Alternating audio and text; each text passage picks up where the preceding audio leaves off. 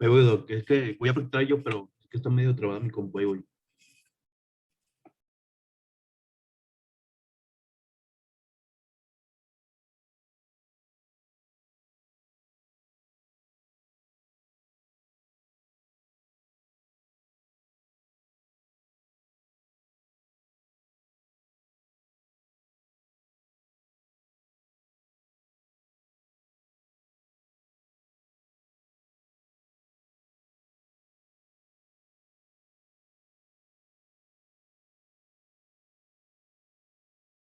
¿Sí se ve mi pantalla? ¿Sí se ve la pantalla?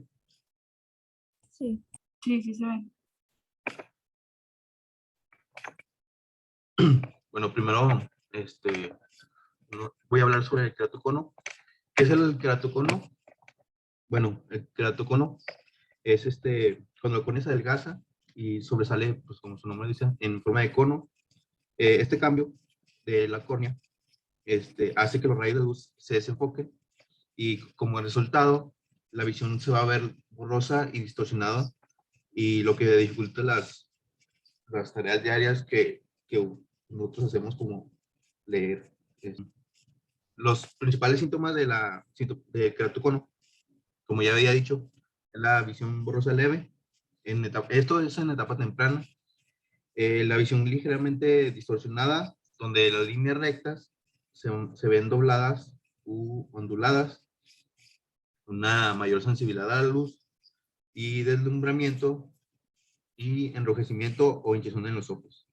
Después tenemos una etapa más avanzada de queratocono, que va a ser aún más, la visión más borrosa y distorsionada, va a haber una mayor miopía o astigmatismo, eh, y pues no podemos usar lentes de contacto, ya que no se pueden ajustar adecuadamente pues, al ojo. Y para que este avance de una etapa temprana a una avanzada, pueden ser desde años, o sea, sí es un poquito más tardío a que se complique esta patología. Y bueno, eh, esta puede darse como una característica autosómica recesiva dominante y los síntomas aparecen después de la segunda década de la vida. Hay cambios destructivos en la capa de Bowman, una degeneración querolíptica y ruptura de la membrana de Descemet, y los signos, como ya había dicho, incluyen la córnea en forma de cono y las líneas de Vogt y anillo de Fletcher. Es importante ver el signo de Munson. Esto va a ser en casos muy extremos. Va a haber un reflejo irregular o de tijera en la retinoscopía y reflejo corneal distorsionado con el disco de plácido o queratoscópico a una etapa inicial de la enfermedad. El principal estudio que se utiliza es la topografía color. Provee información temprana y más precisa sobre los grados de distorsión corneal. Los signos topográficos tempranos de queratocono sugieren que la córnea es inestable y tal vez el paciente sea candidato a cirugía de refracción por láser. Esta afección, por lo general, se cura de manera paulatina, sin tratamiento. Los lentes de contacto rígidos mejoran la visión en las etapas tempranas. Es una de las principales indicaciones más comunes para el trasplante de córnea. Es de progresión lenta, entre las edades, como ya habíamos dicho, después, la corrección de 3 años y más del 70%. Bueno, ya vamos a continuar con la degeneración corneal. Mira, espérate a proyectar la otra.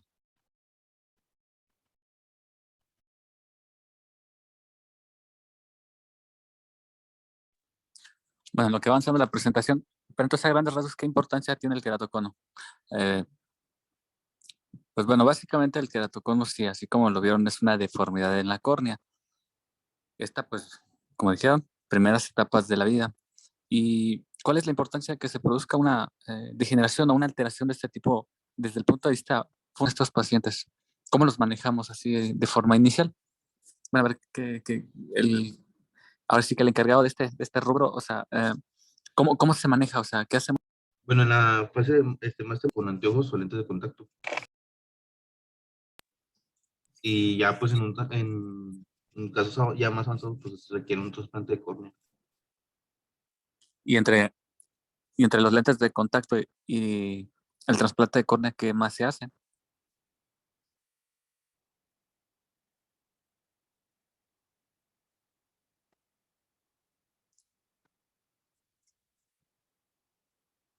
Como parte del manejo así, pues quirúrgico, ¿verdad?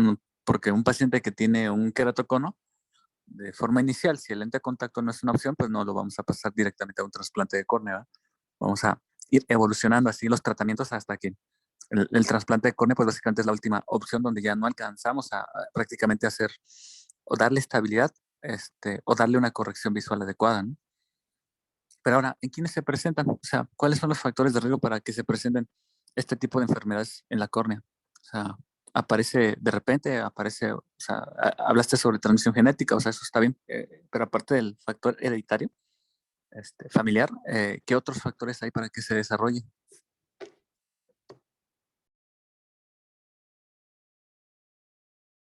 Bueno, yo había leído que pues hay unos antecedentes familiares de queratocono y aparte no, también mencionaba, pues no sé si frotarse los ojos vigorosamente también pueden ser una, bueno, tener ciertas afecciones como retinitis pigmentaria.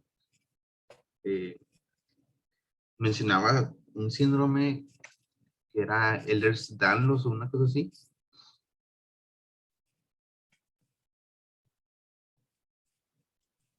Doctor, ¿por traumatismo podría ser? No directamente, pero sí, por ejemplo, los pacientes que se someten, por ejemplo, a procedimientos quirúrgicos de láser, de LASIK, sí pueden adelgazar las córneas y ocasionar que haya una deformidad, que al fin y al cabo es como, nosotros ya le llamamos una ectasia, ¿verdad? Pero es una de las variedades muy, muy similares a un queratocono. Entonces, pues obviamente sí hay muchas teorías sobre el desarrollo de esta enfermedad. Una de las más fuertes, pues, es la familiar. Cuando tenemos pacientes de acuerdo al tipo de predominancia que existe en la familia, pues puede ser que alguno de los familiares cercanos lo desarrollen. Entre ellos, pues los familiares directos, pues siempre van a ser los más cercanos y los que más corren riesgo de desarrollar este tipo de patologías. Ahora, ¿cómo nosotros hacemos detección de un paciente con queratocono? Originalmente, pues bueno, un paciente que nos acuda a consulta eh, va a tener la sospecha de queratocono cuando sus agudezas visuales no son estables y sus graduaciones también son inestables. Normalmente el componente principal para este tipo de pacientes son astigmatismos elevados. Ya por ahí vamos a ver un tema de trastornos refractivos, que son principalmente miopías, hipermetropías y astigmatismos. Dentro de estos, los astigmatismos nos ubican dentro de las irregularidades corneales, en donde las curvas queratométricas o las curvas anteriores de la córnea son irregulares. Entonces, básicamente cuando estos pacientes desarrollan queratocono, una de las manifestaciones clínicas que se ven al inicio son la elevación de los astigmatismos y son pacientes que normalmente van a consulta y tienen un cambio de lentes y ajuste de graduación. Y luego van al año y otra vez tienen un cambio alto. Y luego van otra vez. Y entonces, de alguna forma, esos pacientes que no son estables y que su componente principal es entre un astigmatismo e hipermetropía, todavía más que la miopía, entonces son los que corren riesgo de desarrollar el queratocono. Entonces, a este tipo de pacientes con astigmatismos elevados y más si se acompañan de hipermetropía, de forma intencionada hacemos la valoración de las curvas de la córnea, que son las denominadas queratometrías. Si el paciente tiene una alteración en las curvas, pues entonces ahí le empezamos a dar vigilancia. Pero obviamente el familiar no es el único. Efectivamente hay algunos síndromes, especialmente los que están asociados a enfermedades de tejido conectivo, donde podemos tener la predisposición a desarrollar la presencia de queratoconos. Algunos, por ejemplo, en cuanto a enfermedades generales, las que más se escuchan, pues son el Marfan, son por ejemplo el paciente con síndrome de Down, con síndrome de Patau. Entonces, esclerosis múltiple también nos da afecciones y la presencia de queratoconos.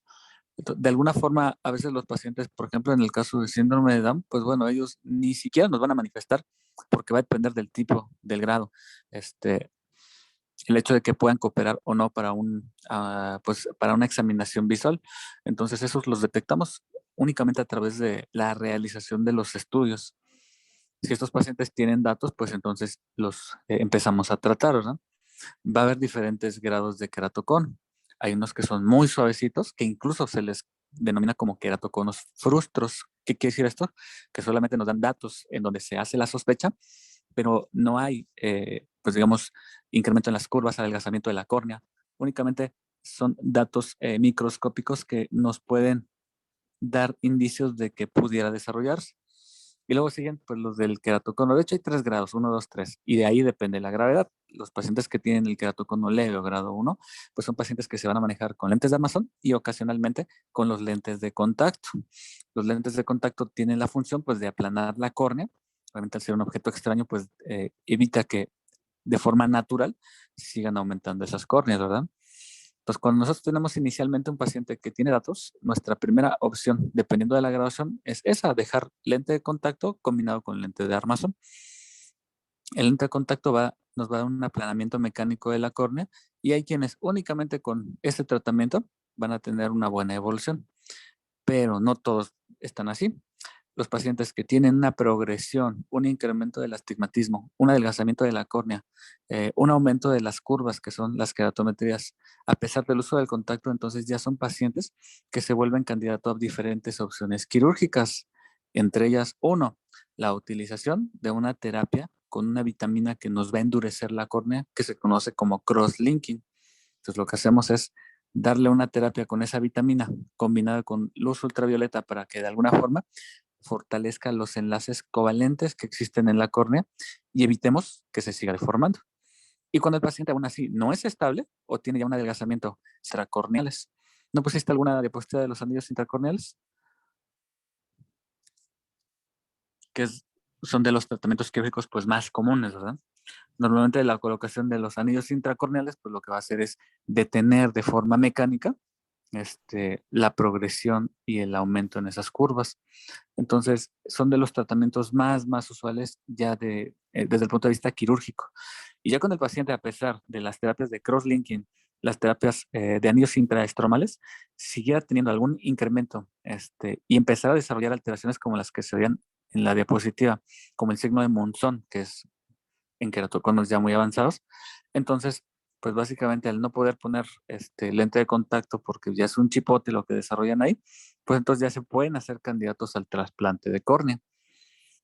Como les comentaba, el trasplante es nuestra última opción cuando todo lo demás no tiene buen resultado. Ahora, ¿por qué no hacemos de inicio trasplante de córnea? Porque pues es el recambio de un órgano. Entonces, de alguna forma, al realizar un recambio de un órgano, entonces ya va a tener un riesgo de rechazo del órgano, ya sea de forma temprana o sea de forma tardía. Los pacientes que se someten al trasplante de córnea, pues obviamente van a tener un periodo agudo donde hay riesgo, pero no quiere decir que al salir de ese periodo, que son entre 6 meses y un año, ya vayan a estar libres de ese riesgo. O sea, el riesgo de rechazo se puede presentar años después de un trasplante de córnea. Entonces, nosotros debemos de tener mucho cuidado con esos pacientes, precisamente para evitar que vayan a tener este tipo de procesos inflamatorios que se conocen como rechazos o se consideran rechazos, y la otra, pues estarlo vigilando siempre. Entonces, por eso el trasplante es nuestra última opción. Aparte de que aquí en México es muy poco frecuente por la cultura de donación. Y dos, pues la gente que tiene acceso por medio privado, pues bueno, debe tener recursos porque también no es nada accesible, ¿no? Muy bien. Ok, pero entonces sí, seguimos por favor con lo de las degeneraciones.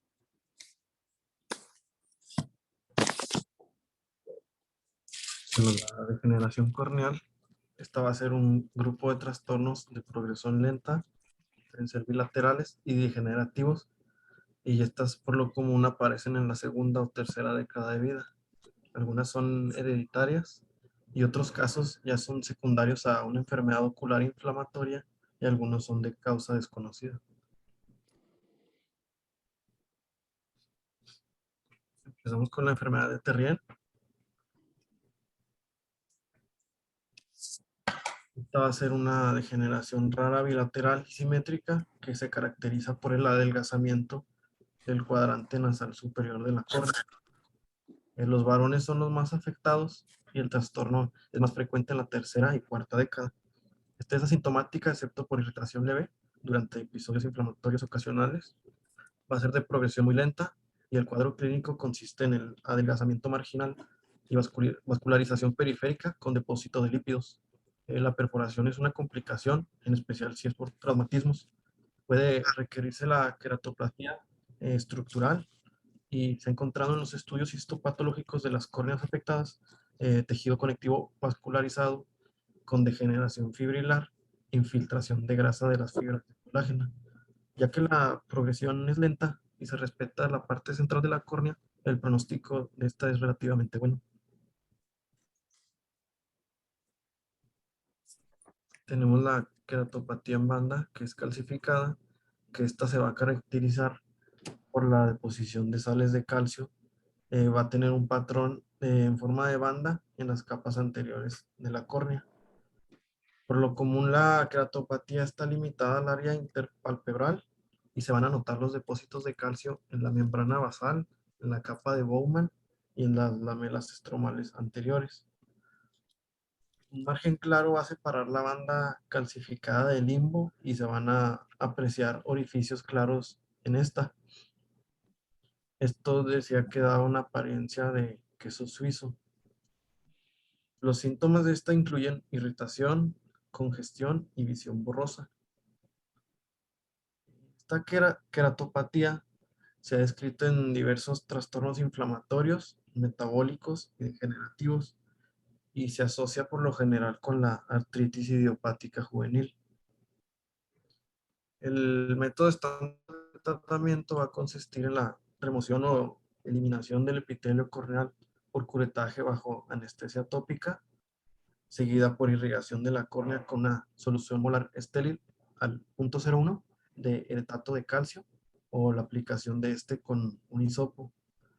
Las láminas rígidas de los depósitos de calcio van a levantar y secarse y el aislamiento final del área se va a realizar con que esta viene siendo una queratectomía fototerapéutica.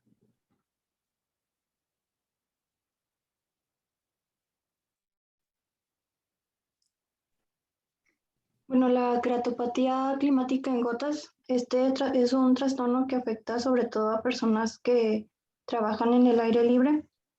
Se cree que la exposición a la luz ultravioleta causa la degeneración corneal. En etapas tempranas se va a caracterizar por gotas amarillas subepiteliales en la periferia de la córnea y conforme va progresando la enfermedad, estas se hacen centrales con una córnea fuente que causa la visión borrosa y en casos avanzados el tratamiento es el trasplante de córnea.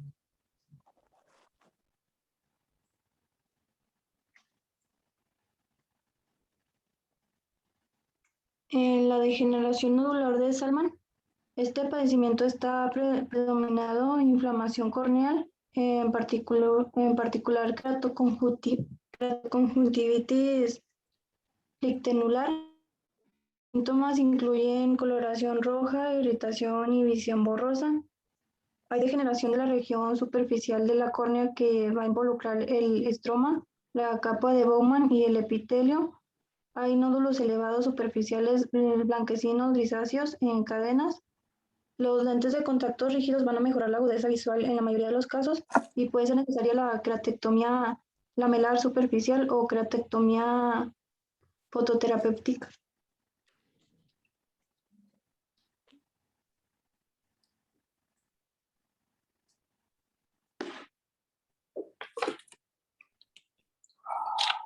El arco senil es una degeneración corneal periférica benigna bilateral que es muy común. Su prevalencia está muy asociada con la edad, también con la hipercolesterolemia e hipertrigliceridemia. Los estudios de lípidos en sangre deben hacerse en los individuos afectados antes de los 50 años. En el proceso, pero se concentran más en la cápsula superficial y profunda, siendo relativamente escasas en el estroma. En esta no va a haber síntomas y en el aspecto clínico el arco senil aparece como un anillo grisáceo oscuro de unos 2 milímetros y con un claro espacio entre el limbo. En esta pues también no va a ser necesario tratamiento y no tiene complicación.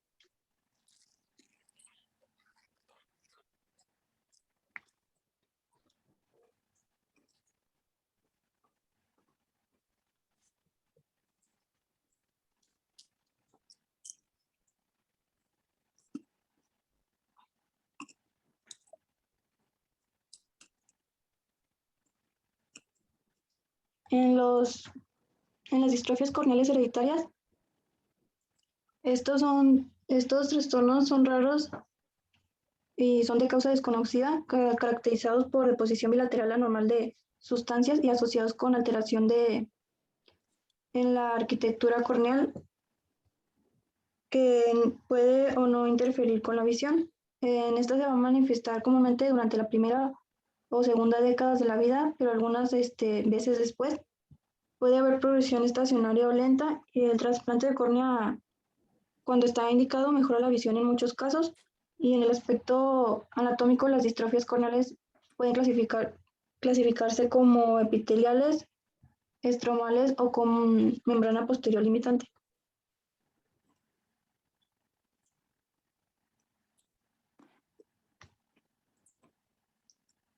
En las distrofias corneales epiteliales, la distrofia de Massemann, este trastorno de progreso lento se va a caracterizar por áreas microquísticas en el epitelio. Su aparición en la niñez es muy rara y el síntoma principal es la irritación ligera en la visión. La visión está ligeramente afectada y es de herencia autosómica dominante.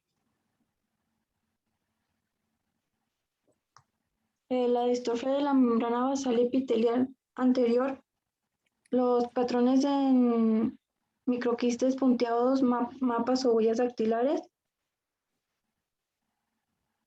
se ven a nivel del epitelio de la membrana. La microscopía confocal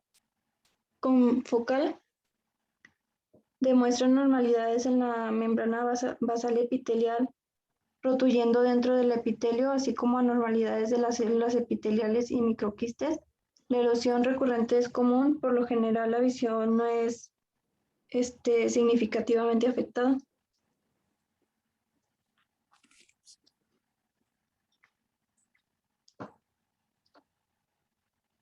La distrofia de Reis-Buckler afecta, este es un trastorno hereditario dominante que va a afectar la capa de Bowman. La enfermedad empieza en la primera década de la vida con erosión recurrente. De forma gradual ocurre opacificación de la capa de Bowman y el epitelio se vuelve irregular. No se nota vascularización, la visión puede estar muy disminuida y la distrofia en vórtice o córnea verticillata, espirales pigmentados que van a ocurrir en la capa de Bowman o el estroma subyacente y se extiende sobre toda la superficie corneal. La agudeza visual no está muy afectada y el patrón de las líneas pigmentadas radiales puede verse en pacientes tratados con cloropromacina, cloroquina, indometacina o amiodarodona, así como en la enfermedad de Fabry. Bueno, ahora vamos a pasar con las distrofias del estroma corneal. ¿Sí? ¿Me escucho?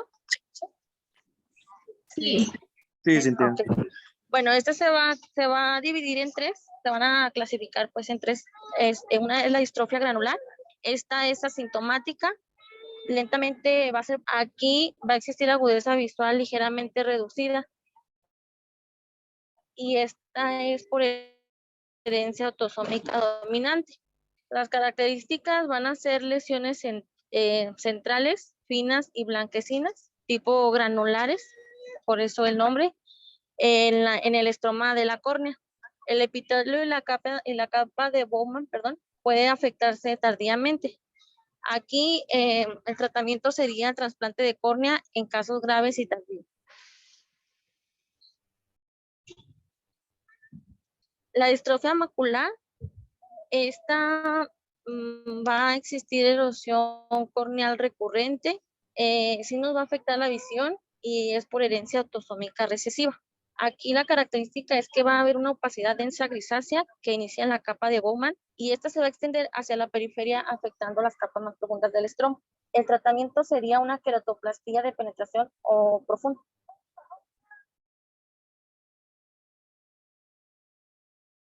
Y la distrofia entrecruzada, aquí también va a existir erosión corneal recurrente. Todo se puede dañar y es por herencia con unas opacidades lineales finas y ramificadas en la capa de Bowman, en el área central, que estas se van a diseminar hacia la periferia. Y estas van a necesitar trasplante de córnea mediante queratoplastia profunda.